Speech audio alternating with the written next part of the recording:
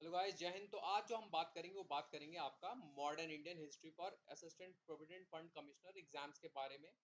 तो आपको देखो, मॉडर्न इंडिया जो है अपने आप में इंपॉर्टेंट टॉपिक है फॉर एपीएफसी, आपको पता होगा। मॉडर्न इंडिया किए बिना तो हमारा काम वैसे भी नहीं होगा के लिए। तो अब देखिए देखिए मॉडर्न इंडिया मैं आपको बता दूं आपको किस तरीके से पढ़ना है। तो आपका मॉडर्न इंडिया, सबसे पहले आपको कुछ सोर्सेज बता देता हूँ।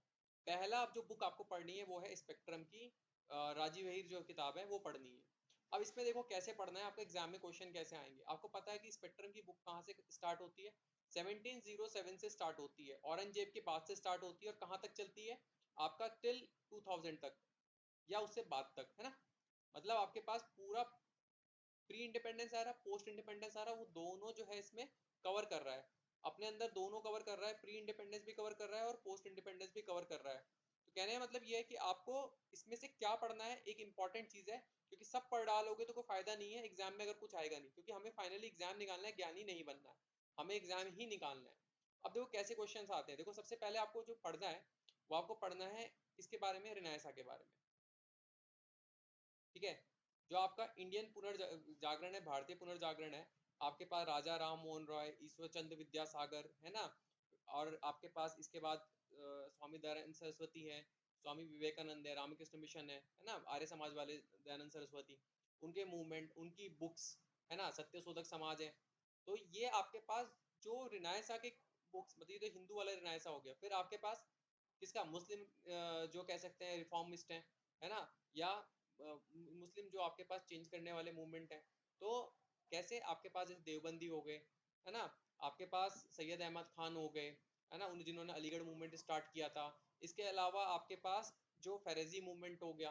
तो इनको आपको पढ़ना है, इनके बारे में थोड़ा सा एनालिसिस करना है कि उनके मेन ऑब्जेक्टिव क्या है। एक साफ सुथरी नोटबुक बनाइए, बिल्कुल क्लीन। एक ग्रीन पेन रखिए, एक लाल पेन रखिए और एक ब्लू पेन रखिए। साफ कॉपी बनाइए। उस टॉपिक को टॉपिक वाइज जो डिवाइड करिए। पहला रखिए कि मेरे को जो है रिनायसा पढ़ना है। अभी रिनायसा ऐसे बुक के हिसाब से नहीं पढ़ना है। अब रिनायसा में आप जो है कुछ गूगल भी करिए, ऐसा नहीं है कि सारा इसकी उससे हो जाएगा। गूगल बाबा की भी जो है आपको जरूरत पड़ेगी। फिर आपने मान लो पहले लिखा किसके बारे में? राजा राम मोहन राय। तो उनके वर्क लिख लीजिए, उनके काम लिख लीजिए, है ना, उन्होंने जो कंट्रीब्यूशन किया उसके बारे में लिखिए। उनकी कौन कौन सी बुक्स हैं वो लिखिए। उसके बारे में, उसमें उनके साथ कौन जुड़े वो भी लिखिए, है ना। फिर उसके बाद जैसे ब्रह्मो समाज था, फिर आदि ब्रह्मो समाज हुआ, ब्रह्मो समाज ऑफ इंडिया हुआ, देवेंद्रनाथ ठाकुर जुड़े, केशव चंद्र सेन जुड़े।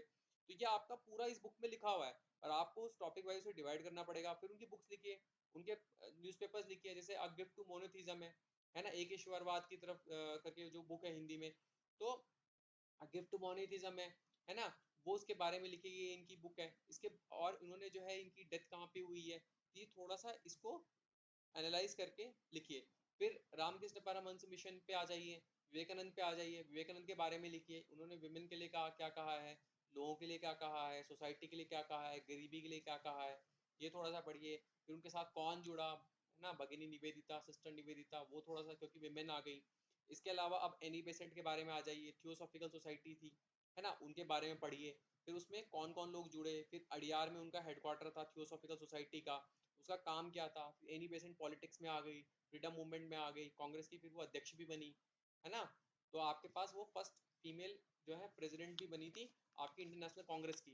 तो उसके बारे में थोड़ा सा आपको पता होना चाहिए। इसके अलावा जो विमेन का कंट्रीब्यूशन रहा है वो पढ़िए। विमेन का कंट्रीब्यूशन जैसे सरला देवी चौधरानी है ना, सरला देवी चौधरानी है, इनके बारे में पढ़िए, है ना। इसके अलावा खाली देवी चौधरानी भी है जिन्होंने सन्यासी रिवॉल्ट में जो है कंट्रीब्यूट किया था। इसके अलावा उस जमाने में जो ऑथर्स हुई हैं, विमेन ऑथर्स हुई हैं, या कोई विमेन का कोई स्पेशल जो है कैसे कहते हैं कंट्रीब्यूशन है, या कोई अलग चीज है। जैसे आपके पास, आपको पता होगा पहली महिला डॉक्टर जो थी, है ना, उनके बारे में आनंदी बाई जोशी है ना, उनके बारे में पढ़िए। और फिर और कौन है कलकत्ता मेडिकल कॉलेज से, कमेंट बॉक्स में लिखिएगा इस चीज़ को अगर आप जो है मेरी बात सुन रहे हैं। एक और उनके साथ पैरेलल में आपके पास जो है आनंदी बाई जोशी जो थी वो लंदन से पास आउट हुई थी मेडिकल डिग्री। एंड उनके पैरेलल में जो थी वो आपके पास, मैं हिंट के लिए बता देता हूँ, उनका जो है शॉर्ट फॉर्म में अगर कहोगे K.G। तो फर्स्ट फीमेल डॉक्टर थी इंडिया की, कलकत्ता मेडिकल कॉलेज से पास आउट होने वाली। उसका उनका नाम जो है आप जो है कमेंट बॉक्स में लिखना। तो आपको उनके बारे में पढ़िए, विमेन ऑर्गेनाइजेशन के बारे में पढ़िए। उषा मेहता है ना, अरुणा आसफ अली है ना। और आपके पास उसके बाद कौन है, दैट इज सरोजिनी नायडू है। बाद में यूपी गवर्नर बनी। तो ये आपको थोड़ा पता होना चाहिए एग्जैक्टली विमेन कंट्रीब्यूशन पता होना चाहिए कि विमेन कौन थी जो इन्होंने फ्रीडम स्ट्रगल में पार्टिसिपेट किया है, और उनका थोड़ा रोल पता होना चाहिए, विमेन ऑर्गेनाइजेशन के बारे में पता होना चाहिए। और आपके पास रिनायंस आ गया तो मैंने आपको बता ही दिया। तो एक तरीके से सोसाइटी से रिलेटेड क्वेश्चन पूछेगा, है ना। और उस समय के ऑथर्स हैं, मैंने कल भी बात करी थी, जैसे मैं बार बार इसलिए बोलता हूँ कि नाम कहीं मिलेंगे नहीं, अभी बताऊंगा इनके सोर्सेस क्या होते हैं। तो जैसे आपके पास रुकैया बेगम ऑथर है, अब ये आपके पास 20वीं सेंचुरी के हैं, अब इनके बारे में नहीं पता होगा तो कैसे होगा, है ना। फिर इसके बाद आपके पास कौन से कास्ट मूवमेंट है ना। कास्ट मूवमेंट में आप बाबा साहब को पढ़िए, है ना, बाबा साहब का थोड़ा कंट्रीब्यूशन पढ़िए क्योंकि इनके ऊपर क्वेश्चन पूछेगा। ज्योतिबा फूले जी के बारे में पढ़िए, सत्यशोधक समाज, है ना। रमाबाई फूले, ये भी विमेन है, इनके बारे में पढ़िए, है ना। रमाबाई फूले, बाबा साहब के बारे में। तो अगर आपको वैसे भी बाबा साहब तो कह सकते हैं जीवन के परिचायक हैं, अगर मैं लिटरली बता रहा हूँ किस तरीके से जीवन को लड़ना है, आप बाबा साहब से समझिए। तो बाबा साहब से अगर आप उनको समझ जाएंगे तो आप अपने जीवन में, आप किसी भी कास्ट किसी भी स्टैंडर्ड से होंगे तो आप जूझना सीख जाएंगे दुनिया से और खुद से। ठीक है, तो आप ज्योतिबा फूले को पढ़िए, है ना। मतलब उनका कंट्रीब्यूशन थोड़ा सा पढ़ लीजिए गूगल करके रफली, उनका क्या बुक्स हैं किस तरीके से, क्योंकि अभी हमें एग्जाम निकालना है, बाद में हम लोग ज्ञानी बन जाएंगे। जब ज्ञानी बनना होगा ना, जब आप सेलेक्ट हो जाएंगे तो 3 लोगों को मेरे कहने पे पढ़ लेना। ठीक है, पहला आप मेरे कहने पे पढ़ लेना, मैं आपको कल, हालांकि मैं कल थोड़ा सा एक अपनी फेस दिखा के वीडियो डालूंगा, तो 3 लोगों को जो है जरूर पढ़ लीजिएगा। पहला बाबा साहब, ऑब्वियसली उनका थोड़ा सा जो है उनके बारे में पढ़ लीजिएगा। इसके बाद आप जो है पढ़ लीजिएगा किसको, नेल्सन मंडेला को। ठीक है, उनकी खुद की उनकी ऑटोबायोग्राफी है, वो पढ़ लीजिएगा। और एक पढ़ लीजिएगा आप जो है अब्राहम लिंकन को। तो आपको पता चल जाएगा जीवन में कुछ भी हो जाए आपको हारना नहीं है, हारना बिल्कुल भी नहीं है ना। तो ज्योतिबा फूले के बारे में, बाबा साहब, है ना। इसके अलावा नारायण गुरु आपको पता होना चाहिए, है ना। और इसके अलावा आपके पास कौन सा है, जस्टिस मूवमेंट है ना, तो वो पढ़ना है। ईवी रामा स्वामी नायकर, रामा स्वामी नायकर, ईवी, हैंडराइटिंग थोड़ी सी गंदी हो रही है, ई वी रामा स्वामी नायकर। ठीक है, इनके बारे में पढ़िए। साउथ में टेम्पल मूवमेंट है ना, टेम्पल एंट्री मूवमेंट है, मंदिरों में प्रवेश के लिए, तो वो पढ़िए। तो ये आपको, ये क्योंकि सोशल जस्टिस से रिलेटेड है तो ये टॉपिक्स पूछेगा, ये ईपीएफओ इस तरह के क्वेश्चन मॉडर्न इंडिया से पूछेगा। और आप नहीं कर पाएंगे तो गड़बड़ हो जाएगी, फिर बोलेंगे पेपर कहाँ से आ गया। तो इस पे आपको फोकस करना है ना। इसके अलावा कहाँ से, किसान मूवमेंट वगैरह से आप जो है क्वेश्चंस पढ़ लीजिएगा, किसान मूवमेंट के, प्रेजेंट रिवॉल्ट्स के, है ना, ये आपको पढ़ने हैं, ये इससे पढ़ना है। ट्राइबल रिवॉल्ट्स के मूवमेंट आपको पढ़ने हैं, जैसे आपके पास उलूगन है ना, बिरसा मुंडा, तो वो पढ़ना है आपको, मुंडा रिवॉल्ट। तो इसके अलावा आपके पास एक किताब आती है बिपिन चंद्रा की, ये किताब देख लीजिएगा, इंडिया स्ट्रगल फॉर इंडिपेंडेंस। हालांकि ये सब कवर करेंगे 20 दिन में, हम लोग एक टाइम टेबल बनाएंगे, अब इसके बारे में बात करूंगा। तो इसमें आपको बिपिन चंद्रा में क्या पढ़ना है, आपको बिपिन चंद्रा में सिर्फ 2 टॉपिक पढ़ने हैं, बाकी कुछ नहीं पढ़ना। एक तो आपको जो किसका क्लास स्ट्रगल पढ़ना है। ठीक है, जैसे आपके पास लेबर बॉल्शेविक रिवॉल्यूशन हुआ था रशिया में, रूसी क्रांति हुई थी, वहां के जो निरंकुश शासक था, जार था, अनकंट्रोल्ड जो वहां का रूलर था जार, उसको उठा के फेंक दिया था ड्यूरिंग वर्ल्ड वॉर। तो 1917 में बॉल्शेविक रिवॉल्यूशन हुआ था, आपको पता है, व्लादिमीर लेनिन के अंडर में। तो लेनिन के बाद जो है कम्युनिस्ट पार्टी राइज करी अचानक से। तो उस समय देखो एम एन रॉय है इंडिया से, एम एन रॉय है, तो एम एन रॉय 1925, तो आपको कम्युनिस्ट पार्टी ऑफ इंडिया। ठीक है, उसके बाद उसका इंडिया में जो है क्या हुआ, आपका फैक्ट्रीज में, है ना। और आपके पास किसान सेक्शन में जो आपके पास था, एग्रीकल्चर जो सोसाइटी थी, उसमें जो है आपके पास कहीं ना कहीं लेफ्टिज्म का जो है ग्रोथ हुआ, कम्युनिज्म का, कम्युनिस्ट पार्टी का जो है ग्रोथ हुआ। तो कम्युनिस्ट पार्टी का ग्रोथ होने की वजह से वहां पर क्या हो गया, आपके पास क्लास वाली जो थ्योरी थी वो इम्प्लीमेंट होने लगी, कहाँ पे, इंडिया में। और उसके बाद जो है बहुत सारी ऑर्गेनाइजेशन बनने लगी, लेफ्टिस्ट ऑर्गेनाइजेशन। ठीक है, जैसे आपके पास All India Trade Union Congress, ये पता होना चाहिए, है ना। उसके बाद आपके पास क्या होने लगा, जैसे आपके उसमें इस किताब में लिखे हुए हैं वो, जैसे आपके पास कानपुर बॉल्शेविक, है ना, कॉन्स्पिरेसी जो है आपने सुना होगा, कानपुर बॉल्शेविक। ठीक है, इसमें नाम लिखे हुए हैं, पूछ लेता है ये किससे संबंधित है। इसके अलावा मेरठ, कॉन्स्पिरेसी, है ना, इसके बारे में आपको जो है इसी बुक में लिखा हुआ है। इसके बाद क्या हुआ, जब आपके पास लेबर क्लास राइज हुई तो कौन हुआ, आपके पास कैपिटलिस्ट क्लास भी राइज होगी। ऑब्वियस ही बात है, अगर आप जो है लेबर स्ट्रेंथन हो जाओगे तो कैपिटलिस्ट भी है, उनको भी तो बेनिफिट चाहिए, वो कैसे खड़े रहेंगे, तो वो भी आपके फ्रीडम स्ट्रगल में आने लगे, वो भी कंट्रीब्यूट करने लगे अपने खुद के, कह सकते हैं कहीं ना कहीं। ऑब्वियस बात है, सेल्फ इंटरेस्ट पहले आते हैं, हालांकि उन्होंने कंट्रीब्यूशन किया है। तो जैसे आपके पास बिरलाज हैं, है ना, डीडी बिरला उस जमाने में थे, है ना। इसके अलावा आपके पास आरसी दत्त, सुना होगा आपने, है ना। तो आपको ये पढ़ना है, उस समय जो थे सावरकर्स थे, है ना। तो ये आपको पढ़ना पड़ेगा, इसमें नाम लिखे हुए हैं, आपको उनके बारे में पढ़ना होगा। नाम बोल देता है कि ये किससे संबंधित है, किससे रिलेटेड है, वडीलाल्स हैं, है ना। तो उस जमाने की जो कौन से हमारे इंडस्ट्रियलिस्ट थे, उनके बारे में आपको पता होना चाहिए, वो किस चीज से संबंधित थे ये पता होना चाहिए, ठीक है। बजाज थे, है ना, तो वो आपको पता होना चाहिए, जमनालाल बजाज है या जो भी चीजें हैं वो आपको पता होना चाहिए कि वो किससे रिलेटेड है। और वो जो कैपिटलिस्ट क्लास थे, फिर उसके बाद फिक्की ऑर्गेनाइजेशन बनी है ना, फिक्की है, तो chamber of commerce for India federation है ना। तो आपको पता होना चाहिए फिक्की की जो है आपका एस्टेब्लिशमेंट, फिक्की के जो है क्या चीज था, क्या रीजन था, तो ये इस बुक में है। तो आपको 2 टॉपिक इससे पढ़ने हैं, बाकी आपको कुछ नहीं पढ़ना है इस बुक से। बाकी इस बुक का सारा जो है आपका राजीव अहिर में कवर हो जाएगा। क्लास मूवमेंट जो है उसमें इतना अच्छा नहीं लिखा हुआ है जितना इसमें लिखा हुआ है, क्वेश्चन यहीं से उठेगा। इसके अलावा बच्चों ये सोशियोलॉजी की किताब है 11th-12th की, तो इसमें आपको ये किताब पढ़नी है, social change and development in India, 12th class की है ये किताब, ठीक है। हिंदी में है भारत में सामाजिक परिवर्तन एवं विकास। इसमें जो है आपके पास क्रोनोलॉजी से systematically 1 by 1 time to time बता रखा है कि भाई किस तरह से इंडियन सोसाइटी में बदलाव आए, विमेन का कंट्रीब्यूशन बताया हुआ है इस किताब में, क्लास स्ट्रगल के बारे में बताया हुआ है, कास्ट मूवमेंट के बारे में बताया हुआ है।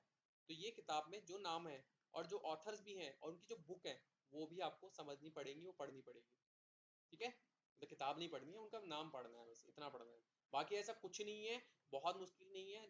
एक लेबर से तो कम ही हार्डवर्क है जो बच्चों पढ़ने का काम है। आप लोग जो है अगर पढ़ लेंगे तो आप डेफिनेटली कुछ बन जाएंगे। और आपके लिए मैं बता दूं कि इससे अच्छी कोई वैकेंसी आने वाली नहीं है। एक एग्जाम में हजारों चीजें होती हैं इन सिविल सर्विसेज एग्जाम, तब जाके आपको जो है एक ग्रुप ए सर्विस मिलती है, और उसमें भी अगर किस्मत खराब रही तो ग्रुप ए सर्विस मिल जाएगी। तो आप एक ग्रुप ए सर्विस में आने के लिए एक 1 डे एग्जाम, फिर यूपीएससी का एक इंटरव्यू और फिर उसका सिलेक्शन, क्योंकि बाकी सब जो सर्विसेज हैं वो अंडर 25 है, और वो भी मिलिट्री सर्विसेज हैं बहुत सारे। आपको अपने फंडामेंटल राइट में गिरवी रखने पड़ते हैं, तब जाके आप उन सर्विसेज में जाते हैं।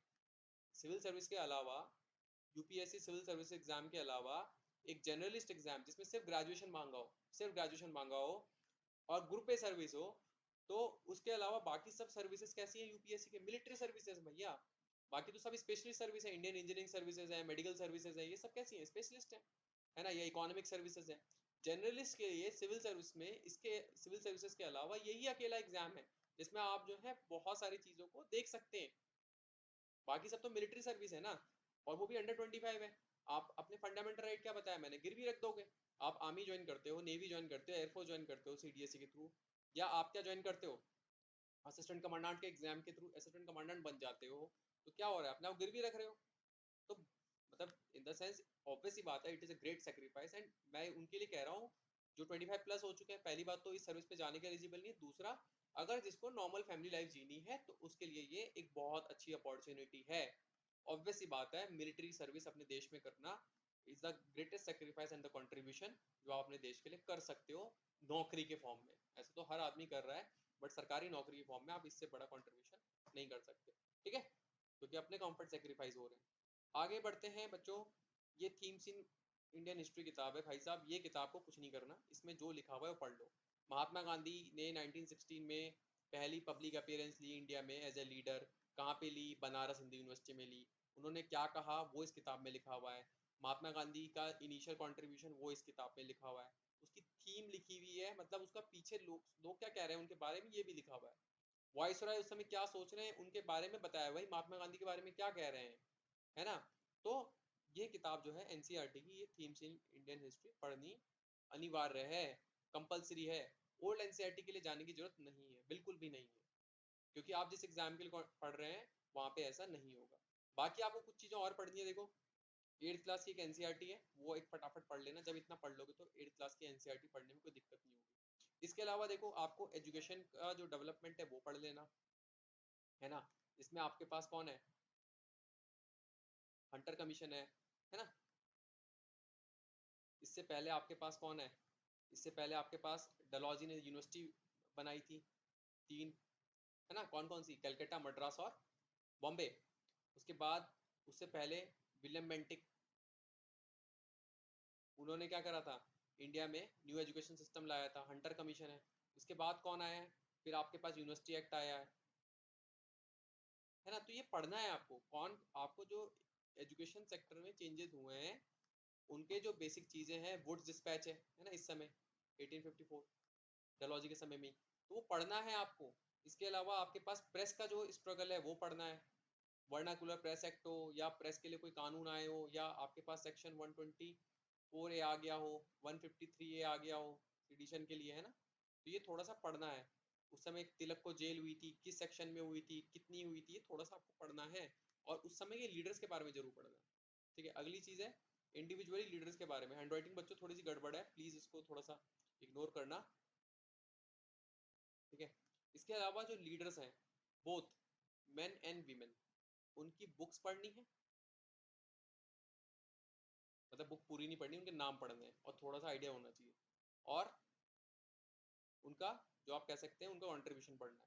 बोथ मेन को अलग लिखिए, वीमेन को अलग लिखिए, ये इसके बारे में भी बताया भी था। इसके अलावा आपको किसके बारे में, प्रेस बता दिया, एजुकेशन बता दिया। इसके अलावा कौन कौन सी ऑर्गेनाइजेशन बनी है 1857 से पहले, 1857 के बाद, ठीक है। चाहे वो सोशल रिफॉर्म की हो, चाहे वो आपके पास ऑर्गेनाइजेशनल कह सकते हो, कह सकते हैं स्ट्रेंथनिंग ऑफ द सोसाइटी की हो, ये आपको पढ़ना है। इसके अलावा आपको कुछ बिल्स भी पढ़ने हैं जो आपके पास, आप नेट पे पढ़िएगा, जो आपके कंट्रोवर्शियल बिल्स थे अंग्रेजों के समय में, ब्रिटिश एरा में जो कंट्रोवर्शियल थे। जैसे मैंने कल भी बताया था, ट्रेड डिस्प्यूट बिल है, बाद में पास हुआ, क्या था उसमें, रॉलेट एक्ट है, उसमें क्या था, जलियांवाला बाग हुआ था ना इसके बाद। तो ये थोड़ा सा आपको पढ़ना है, इनको बनाइए अलग से बिल्स को। हालांकि ये सब चीजें हम कवर करेंगे वन बाय वन सिस्टमेटिकली, और जिस तरह का हमारा एग्जाम में क्वेश्चन आने उस तरीके से। क्योंकि देखिए अगर आप रैंडम पढ़ेंगे तो गड़बड़ करेंगे, रैंडम नहीं पढ़ना है, अच्छे से पढ़ना है, जो सोर्सेज बताए उन पे बने रहना है। अगर आप अपने दिमाग को थोड़ा खोल के पढ़ेंगे और ऑब्जेक्टिवली पढ़ेंगे तो आपको एग्जाम पास करने से कोई नहीं रोक सकता, ठीक है। हम लोग अभी टाइम टेबल बनाएंगे, 20 दिन में इस पूरे को हम कवर कर लेंगे, तो इसे हम 20 दिन में पूरा कवर करेंगे, ठीक है। और वीडियो को डेफिनेटली आप सब्सक्राइब कर लीजिए, ठीक है। अगर आप जो है इसे शेयर कर सकते हैं तो बहुत अच्छी बात है। और देखिए इस चीज़ से क्या होता है, मेरे को थोड़ा सा मोटिवेशन मिलेगा कि मैं आप लोगों के लिए थोड़ा मेहनत कर सकूँ। So that's all for today in the video, thank you.